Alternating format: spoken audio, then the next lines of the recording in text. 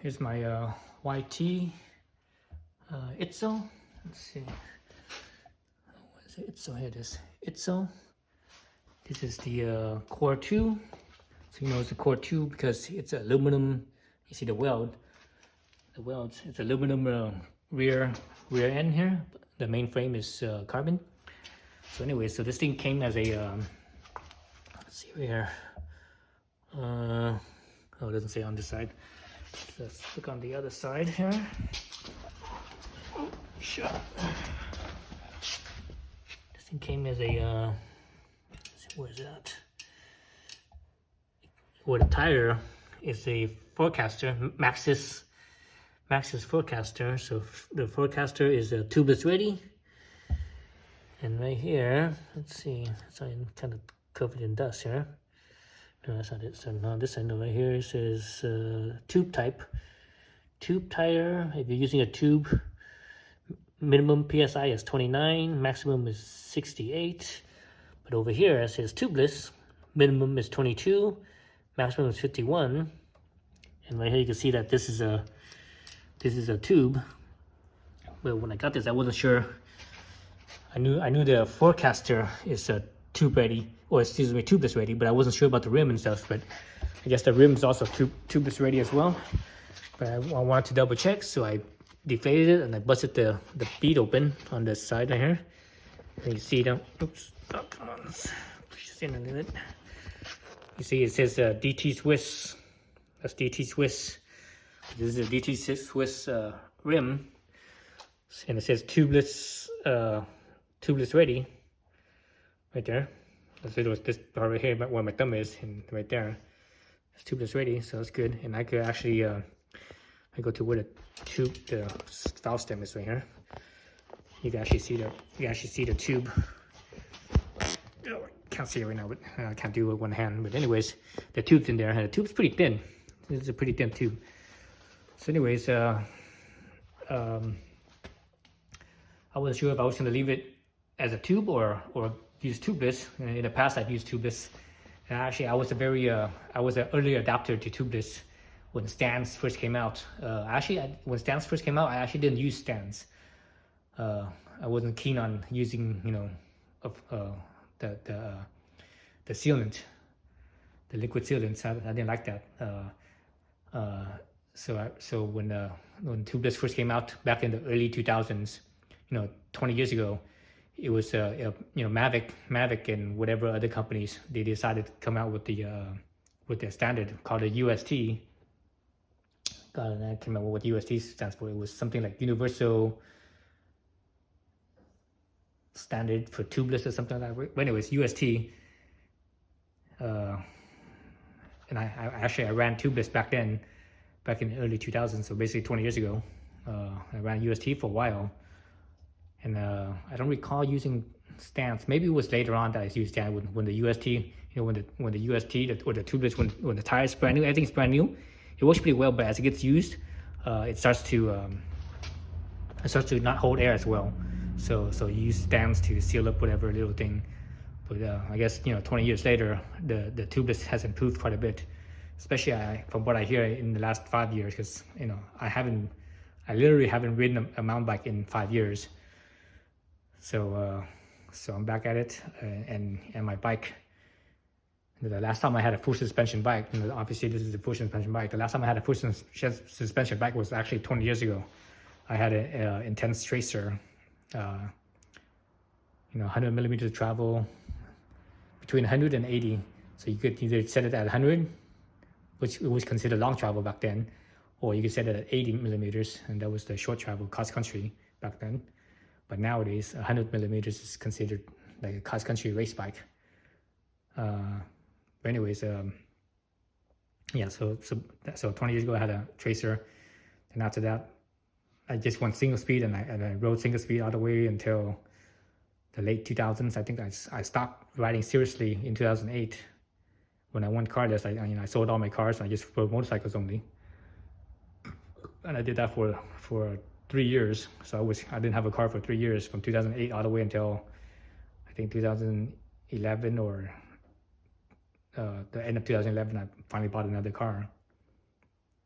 But when I got a car again, I never really went back into mountain biking because by then I was like too in too deep into motorcycles. So I tried to ride mountain bikes every once in a while, but I just never did it. I was too out of shape, and I was like, oh, I just never put the effort back into it. And when you don't have a car, it's hard to mountain bike, especially back then. Back then I didn't live near the mountains. I lived right in the middle of freaking East San Jose, so right in the middle of the ghetto. So it was very far, and I would have to borrow like my mom's car back then if I wanted to transport the bike to wherever. But now I moved to an area where I'm literally right down the street from some good riding. So anyway, got a mountain bike again. I need to get back into shape. My ass is getting old, so I need to make sure I keep my health. When I was in my 20s, I didn't give a shit. Ate whatever, did whatever. But now that I'm middle age now, I feel the effects. So I need to start getting back into shape. So I could go hiking, but just not interested in that. So I want to have fun when I'm working out. So mountain biking is it. So anyways, enough of that story. So I'm gonna run the stands. And that's what I have. Last time I got this is easily over 5 years old. I think it's still good. I opened it up, I smelled it, and it still smelled like it was, what I remember what it smelled like. So this is a 1 liter bottle. No, excuse me, 1 quart bottle, 32 ounces. So just shy of a liter. I still have, let's see. I just shook it up. I still have, what was that, 800? Yeah, 800. 600 milliliters left. So that's still most of the bottle. So I'm gonna use that. This tire here is a 2.35. So I think if I can remember right, 2.35 uses 5 ounces. 5 ounces of stands. That's what I recall. Let's see right here. It says blah blah blah. Bicycle tires 2.5 to 4. Oh, it uses 4 ounces. Excuse me, 2.5. So I use 4 ounces then. I will put in 4 ounces each tire. It says 3 to 4 for 2.5 to 4 inch. So basically, if it's 2.5, it should be 3 ounces. Whereas if it was 2.4, 1 inch to 2.4 is 2 to 3. So actually, I could get away with 3 ounces. Yeah, I'll probably just put in 3 ounces because over here it says 2.4. 1 inch to 2.4 inch uses 2 to 3 ounces. So yes, I just put in 3 ounces then. So I could either pour it in, or I have my old, I'm not sure if this thing still works. I haven't used this thing in forever. I have my old Stan's no tube injector. Let's see if this thing still works. It should. And I also have the little cup. Oops. I have the injector. I also have the little measuring cup here. Let's see. Obviously, I have my YT kit here that came with the bike. So I'm gonna put in this the tubeless valves. Put those in. Got 2 of them. So again, YT. Say that this thing is tubeless rated, and it is. It's all ready to go. All I need to do is take the wheel off, take the tube out, put these in, pump the tires back up and squirt, and hopefully set the bead and everything first. Hopefully I should be able to set the bead and everything first, then I will put it in. I think that's the best way to do it. You could pour this in while the bead is still open, or you could put close it up and pour this in, then pump it up to set the bead. But I'd rather set the bead first. I think that's a better, cleaner way of doing it.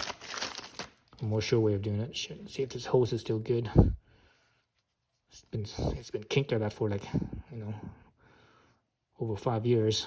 Well, actually, it's still good. It's still pliable. I was surprised. Oh, that's kind of a surprise. That's interesting. What the hell is in here? Oh, it's the valve. Why the hell did I have the valve in there? I guess I put that in there so I don't lose it.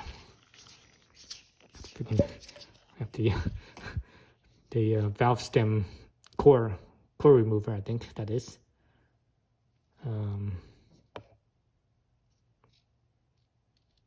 Yeah, it's a valve stem core remover. This is for a Schrader, not a Presta. So this is useless for me.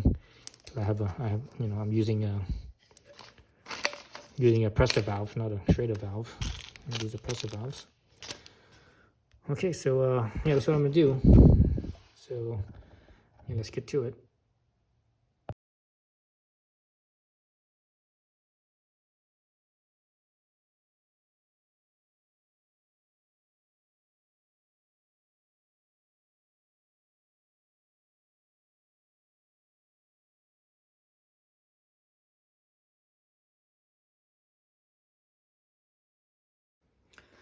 All right, so I got the one bead off, got the tube out.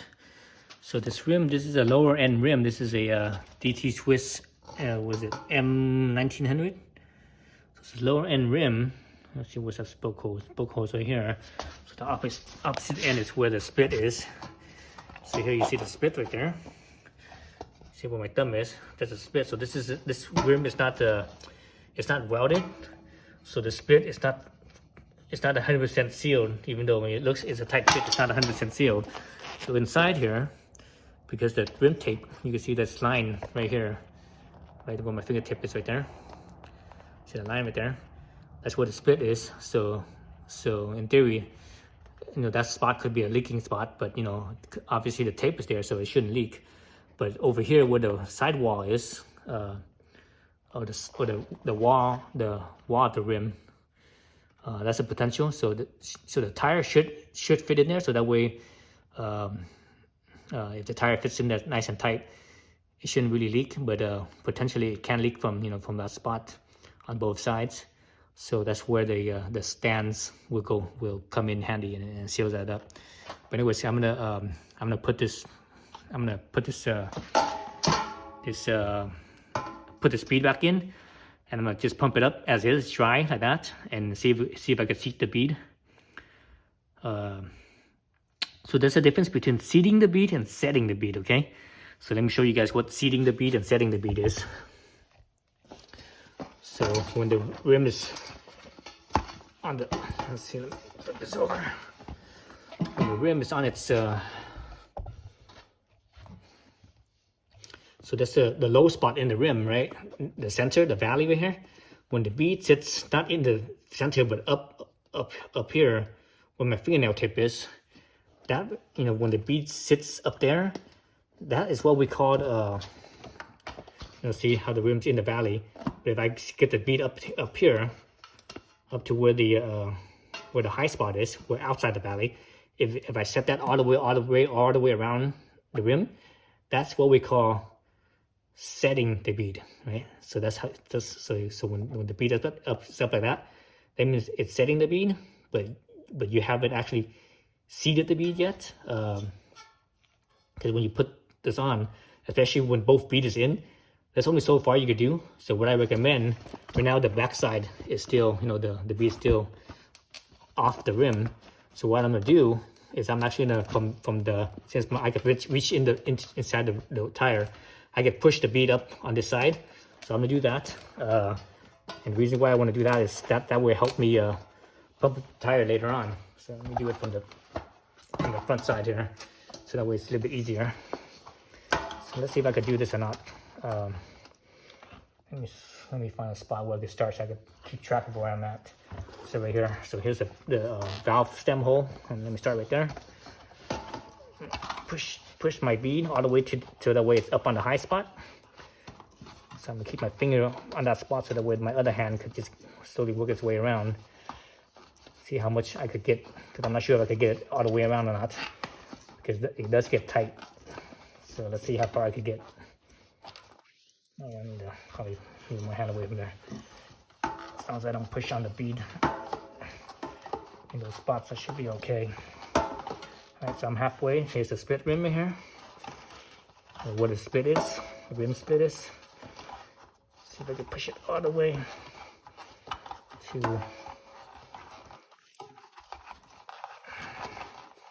So I'm just basically using my fingertips to push down. Okay, So I'm back at valve hole again. So I think I got it all the way through. Let's see, let me double check on this side here.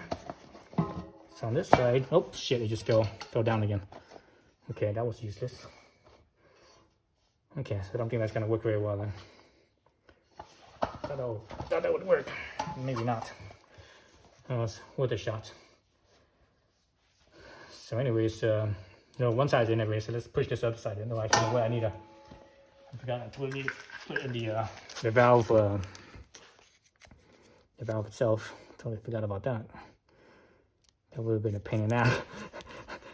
Put the tire, put this bead in, and I'm like, oh shoot, where's the valve at? I probably wouldn't. That probably wouldn't be the first time I've done something dumb like that. So I took the cap off. This is a removable core. It comes with a little core removal tool right here. So basically, you just slip this on. See the oval hole right here? You slip it on, and you can actually remove the core of that. All right, move the core out.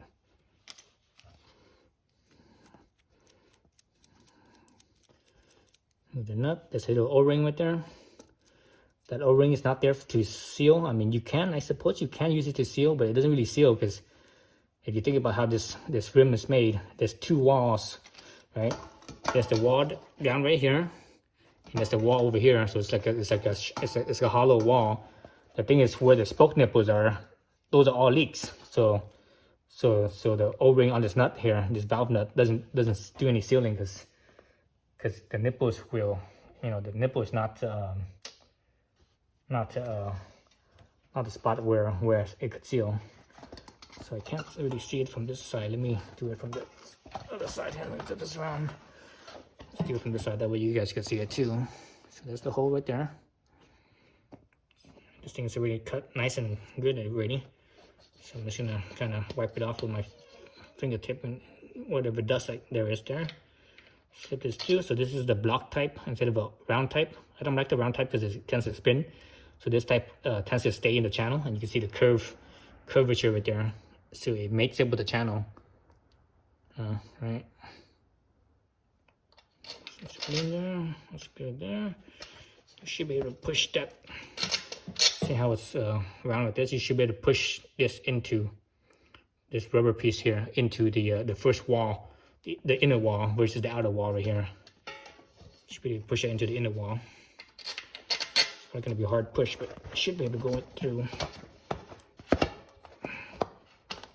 Yeah, it went through, it went in. Sounds good. Let's go down and right here, I'll just kind of move the bead over. Now let's see, up in there. You put the nut back in, make sure the O-ring is still there. Some people they take off that O-ring because really the O-ring doesn't really do anything as far as sealing goes. What the O-ring does do here is that it will prevent the nut from scratching the rim. So I'm just gonna leave it there so that way it doesn't scratch the rim, but also it actually helps hold the nut there. Because when you put this nut on, you don't want to use any tools. You just want to use your bare hands. So actually, I'm right-handed, so obviously that's my strong hand. So I'm gonna use my left hand to tighten this, so that way I can always untighten it with my right hand. Oops. Because if I use my strong hand to tighten this, I might not be able to take this off, in the future, with my bare hands. So that's why I'm using my weak hand to do this. So that, oops, wrong way. So that way I could, geez, wrong angle here. So that way, god dang it, wrong way again. That way I could use my strong hand to loosen it up in the future. Okay, that's pretty tight already for my bare hands. See my bead still? Okay, my valve's still good. All right, I'm leaving the core off because I need to pump this up, right? Let's see. I guess I need to push the bead back in. So pushing the bead in is pretty easy. I'm gonna start on the other end of the valve. So basically, this start at a split end. Let's see if I can push this thing. Oh, you know what? My gimbal is out of power. Yeah. My gimbal might be out of power. Should have charged it up first. Right, so what you do is you just basically just kind of push, start on the opposite end of the valve. There's the valve. I'm start over here. So the valve's over there. So basically just push this in like so. With your thumb, you just work your way around. Work your way around. You want to start at the opposite end of the valve because the valve, there's that little nub in the inside, that will actually give you less slack. So you're starting at the opposite end, so that way the bead will sit inside that valley of the rim. So that will give you the most slack when you get to this point here. So I could stop here and I could actually pour my stands in right here, but I'm not gonna do that. I'm actually gonna use my injector and put it through the valve stem. In the past, I would actually pour it in on the side. Because I sort of don't like to use the injector because sometimes it's hard to get through. All right, so both beads in. Since I have air compressor, I'm just gonna see if I can pump it up with air compressor. See if that works. If that doesn't work, then I'm gonna have to kind of seat the bead a little bit. See if I could I wonder if I could just pump my little nozzle right through here. Let's see if that works.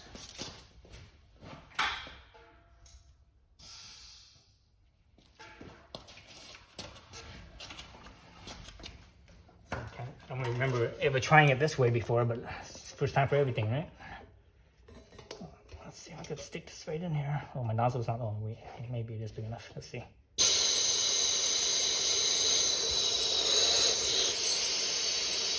Nope, too much air escaping.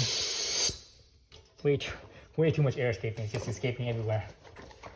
Let's see. So right now it's still sitting in the valley. Still sitting all in the valley. Let's try that again.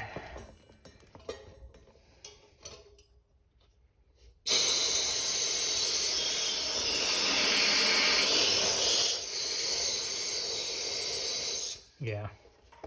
Okay, so that's not gonna work. So what I need to do now is actually need to get the bead into the let's see, into the center. Hopefully it seals.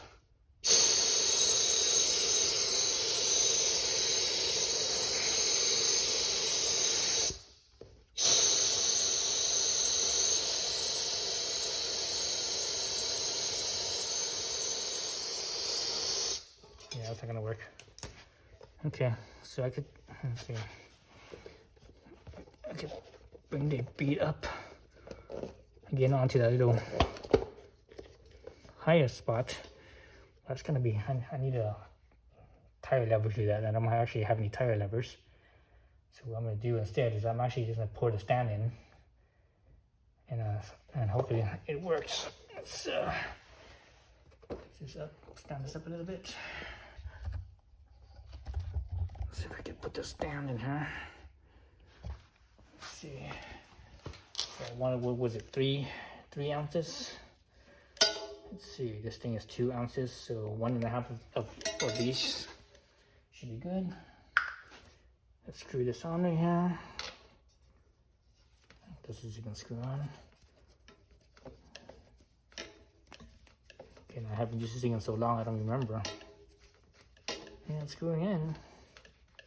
It's kind of loose though.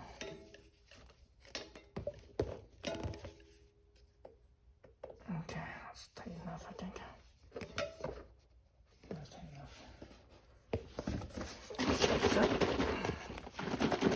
Again, I haven't used this thing in like over 5 years, but I smelled it and it still smelled okay. And looking at the yeah, it still smells exactly as I remembered.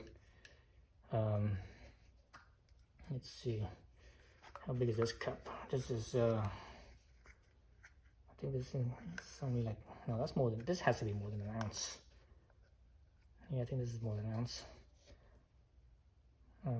Let's see, let's actually maybe just see if I can pour this and see how much it actually is.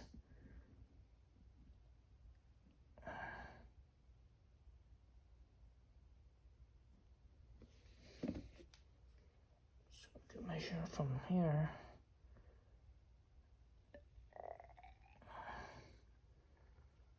Yeah, just not an ounce. This thing is only, let's see, this thing is only 50 milliliters. And some of that's foam. So anyways, so let me pour right here. 50 milliliters, it looks like it's 1 3/4 of an ounce. Some of that is actually foam, so it's actually, because I shook it up, so it's actually only 1.5 ounce. There's still some fluid in there, and there's some air bubbles and stuff. So once the air bubbles settle down, I think it will be only 1.5 ounce. So if that thing was full with air bubbles, that means it's only 1.5 ounce.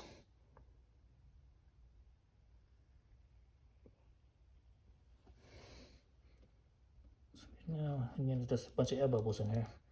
So anyways, let's see if I could if this thing could just flow in without just pushing using the syringe. Yeah, it just flowed right in. I didn't even have to, there's no syringe top on it. It just flowed right in. So that's good. So that was what? That was 2 ounces. I need another 1/2 ounce. Excuse me, 1 more ounce. So 1 ounce is 30 milliliters, approximately.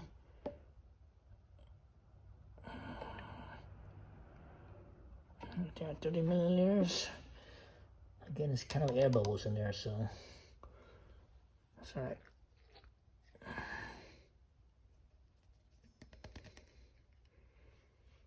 Okay. And there's just a bunch of air bubbles in here. I don't know, I should just use the syringe just to push down whatever's on the residue on the body here. Yeah, you know what? It doesn't really matters. I don't think it's already close enough. That's all right. It's close enough. All right. Let's see if this works now.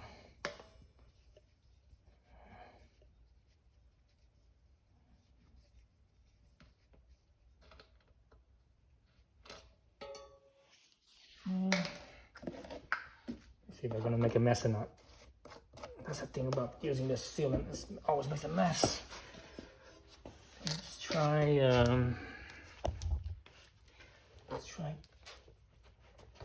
Just rolling it. Remember, the bead is still off. It's not it's not on there yet, but I'm just gonna roll it a few times, so that way everything's coated. Right, everything's coated, and then that way I'm gonna look at my bead to make sure that it's centered.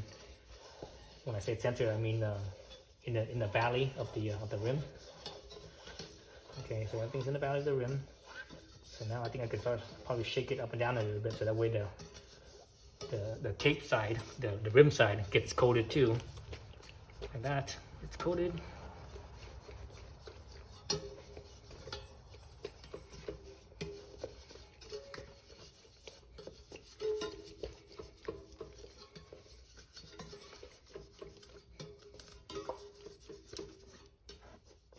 Okay, so let's see if this thing could fill up or not. Now, use the garage door to hold it up, so I don't want it to spray all over my car.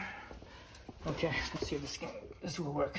Again, I'm just gonna stick this nozzle end straight into the inside of the tip here. See if this works.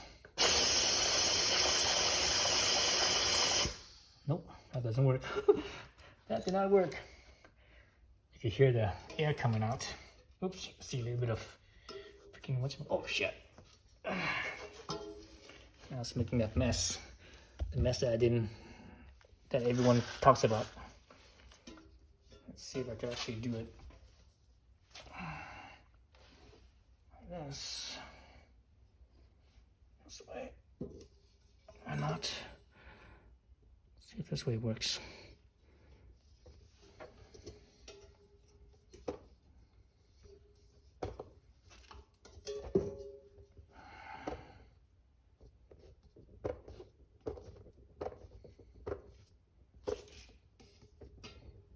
I recall when I had the UST set up, I could just pump it up real easily, and it would just come, it would just inflate easily. But know the system has changed since then. Some of the standards of the US, even though it doesn't say UST here anymore, they don't use that name anymore. But some of the standards from that is still present in the modern design. So some of it changed, but a lot of it's still there. So let's see if that worked. Okay, let's flip it on the other side. So no way. Let's see, it's gonna make a mess up. Okay, come on, baby, seal. Yep.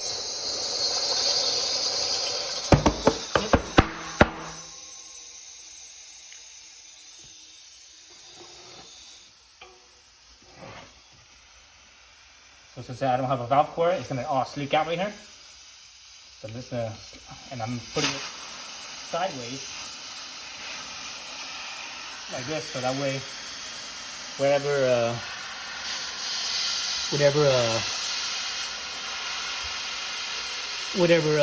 sealant, it doesn't just leak out the valve hole. I see a little bit of sealant coming out already. I don't want to just let it shoot out real fast. Okay. All right, so the beads seated, we heard it pop, right? Both sides, we heard it both pop.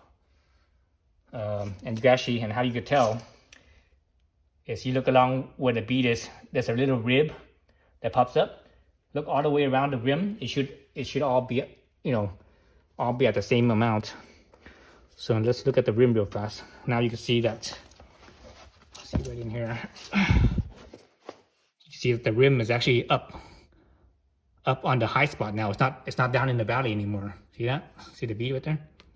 It's not in the valley anymore. So, and it should be like that on both sides, all the way around. So I think it is, because we heard it pop, right? You heard it pop.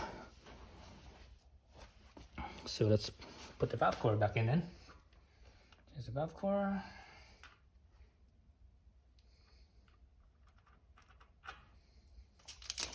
So let's push a little bit. I want to push some of the, if there's any sealant right there at the thread. I don't want sealant to be there because it makes it hard to loosen this up later on. It's kind of like Loctite almost.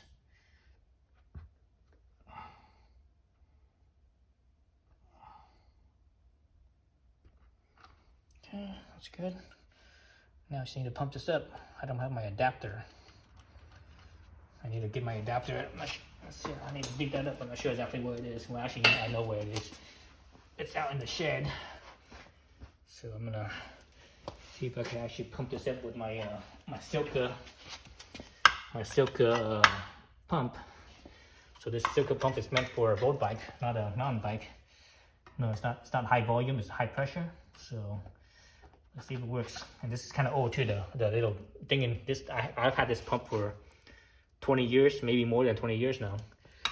And this rubber here, I can't remember if I ever replaced it. Maybe I might have replaced it once, but I don't recall. Let's pump it up and see what happens. It should hold. Yep, it's holding.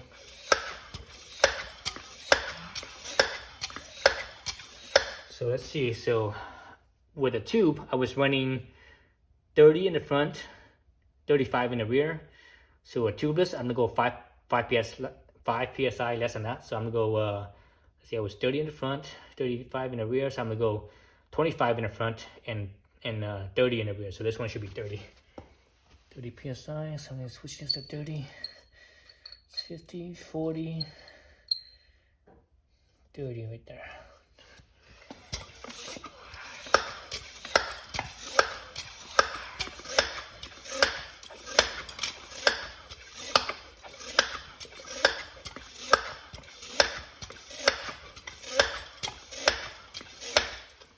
Almost there.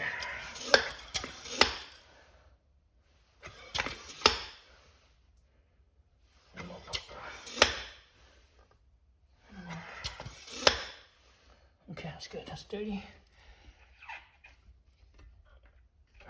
Jeez.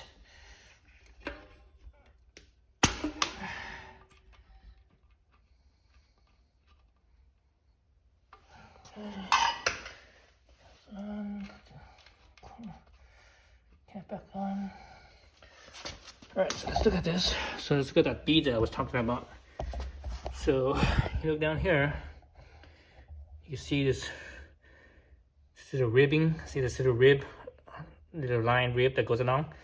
So you want to look at that all throughout the whole entire all around the whole rim, and that should be all uniform. Look all the way around both, you know, it should be all uniform. The distance of the rib to the rim should be the same. Same thing with this other side. Look all around. Yep, it's all the same. Oh, look at that! I guess I didn't really move the tire, so I was able to keep the name right with the valve. People like to do that. Personally, I don't give a shit about that. You know, that's just some anal retentive bullshit that I don't have to put up with. So now that it's on there,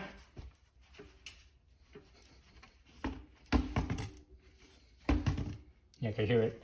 When I shake it, I can sort of hear it sloshing, but not a lot. But when I bounce it, I can really hear it. So people shake this way, that way. That's not a good way of, you know, getting the sealant around. It's better to just bounce it like that. So just go around bouncing it.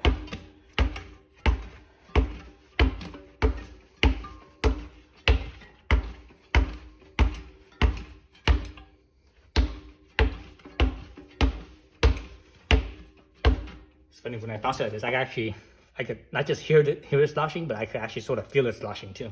So let's push down the tire a little bit. Yeah, it's a little bit softer than, you know, 5 psi softer than what I had it. So I had it at 35 with a tube. Now I'm running it at 30 without a tube. I think with these new 29-inch tires, and they're also wider too. This is a 2.35, so it's a little bit wider, so they hold more volume. So you can actually go lower pressure because of that, compared to like a 26-inch. That's a 2.1. You actually have to go a little bit higher pressure because there's less volume. So just do this, you know, go around 2 or 3 times, and it should be good. You should be good. That's it. Let's stick it back in. Cause I'm gonna go riding tomorrow, so I'm gonna have this all ready for riding tomorrow. So that's it. I'm done. At least I'm done with the rear. I just need to do the front now.